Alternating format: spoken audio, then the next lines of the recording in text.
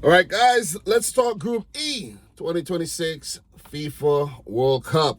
So, this little series that I'm doing right now is pretty difficult because I got to do a lot of, writing and research and, not a lot, but not crazy amount. But I've done from Group A to D, and now we're at Group E. And after this, I'll have 7 more groups to do.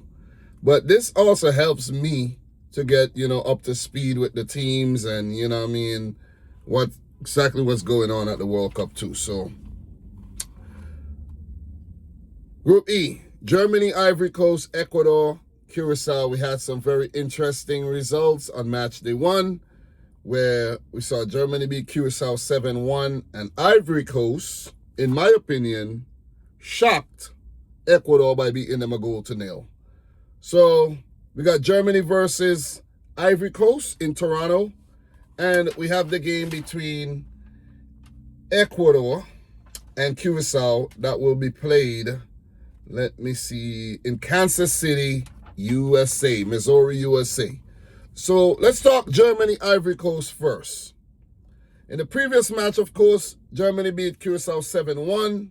Ivory Coast defeated Ecuador 1-0. So both teams on a high, coming off wins, and a win would put either team into the round of 32. A draw would be helpful as well, especially for a team like Ivory Coast, or even for Germany, because remember, for the last 2 World Cups, Germany failed to advance past the group stage. So this is massive for the German national team, currently under Julian Nagelsmann. In terms of head-to-head between the two sides, there's been 2 previous meetings. One in 1971 versus West Germany. That was a loss for Ivory Coast. And an international friendly back in 2009, which ended in a draw. In terms of injuries and suspension, Germany has a fit squad. And for the Ivory Coast, Evan Ndika is listed as injured for the Elephants. Don't know if he'll be fit enough for this game, but he was listed as injured. In terms of players to watch for Germany, Kai Havertz, who scored 2 goals in the opening match. Nathaniel Brown, the fullback, pretty damn good. I think he's linked with a move to Bayern Munich if he's not already signed. But I see why they want him, man. He's damn good. Jamal Musiala, who was the chief creator of the midfield there against Curaçao, and Joshua Kimmich and Nathaniel Brown will have their hands full against Yan Diomande and the other wingers from the Ivory Coast. For Ivory Coast, I pointed out the aforementioned Yan Diomande. Oh, man.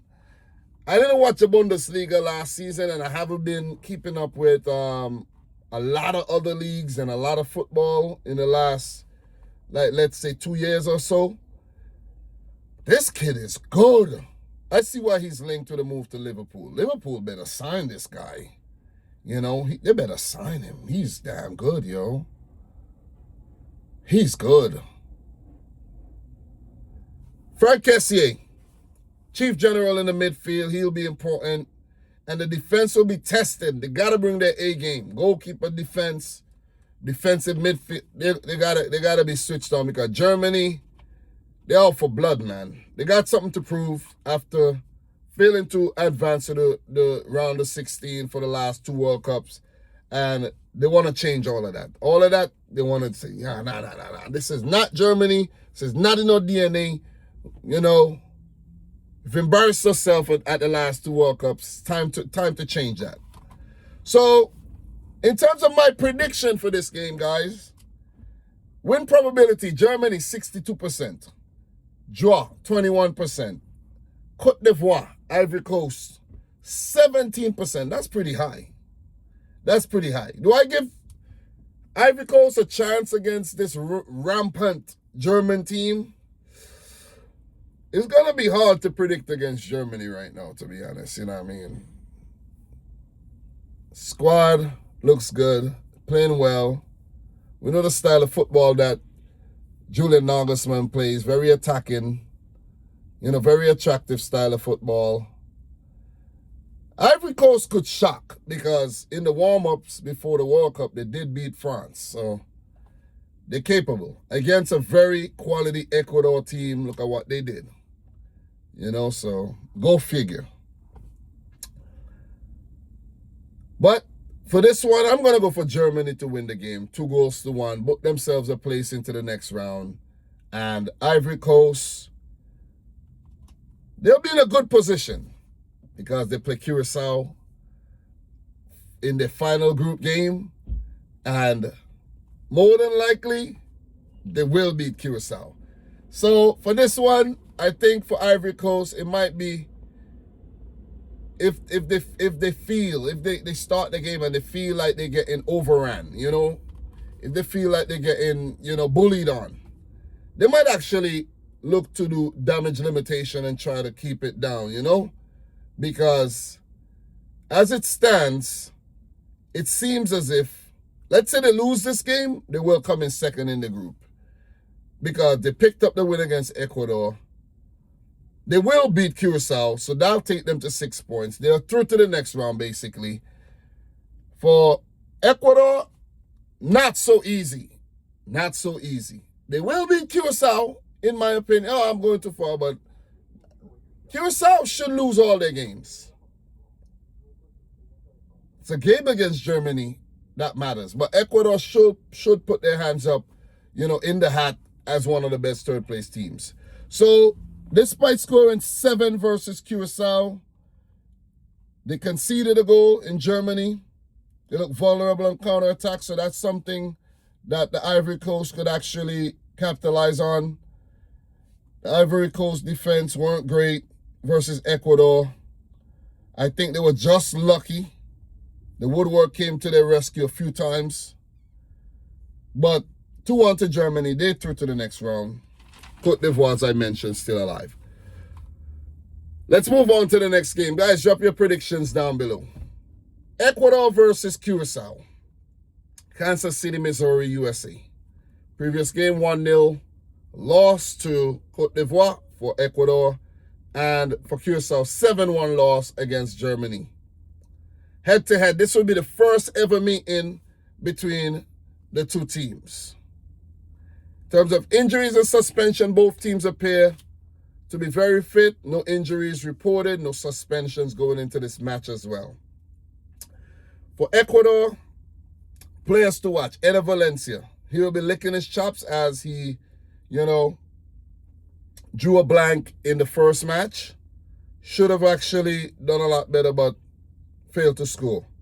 Gonzalo Plata, another player who looked bright in the game. Moises Caicedo, always a focal point there for Ecuador with his quality.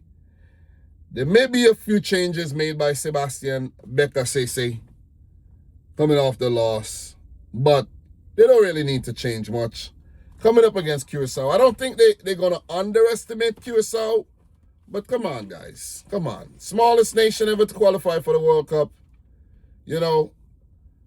Quality isn't really there, in my opinion. Yeah, sprinkles. Yeah, they're gonna show some promise, but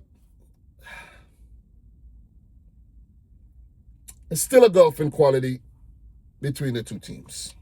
Still a lot of daylight there. As for Curaçao, after a spirited fight on their World Cup debut, they'll be hoping to shock Ecuador and try not to lose too badly. The Bacunia brothers plus Levano Comenencia, who scored that goal, first ever player to score a World Cup goal for Curaçao, that will be written in stone forever. And Tahi Chung, they all look bright. But their defense plus their goalkeeper, Eloy Room, are going to have a very busy match here again against Ecuador. Prediction, Ecuador, win probability 89%. Curaçao with a mere 3% and an 8% chance of a draw, according to Google. My prediction, guys, 5-1 win to Ecuador. I'm not going to analyze too much. Not going to overanalyze. Ecuador still alive on 3 points with a game to go against Germany, where a draw would virtually put them into the next round. Curaçao eliminated. Guys, let me know your thoughts down below on these Group E fixtures. Subscribe if you're new, like the video if you haven't yet done so. And until my next one, peace out. Rich Squad. Talk to you soon.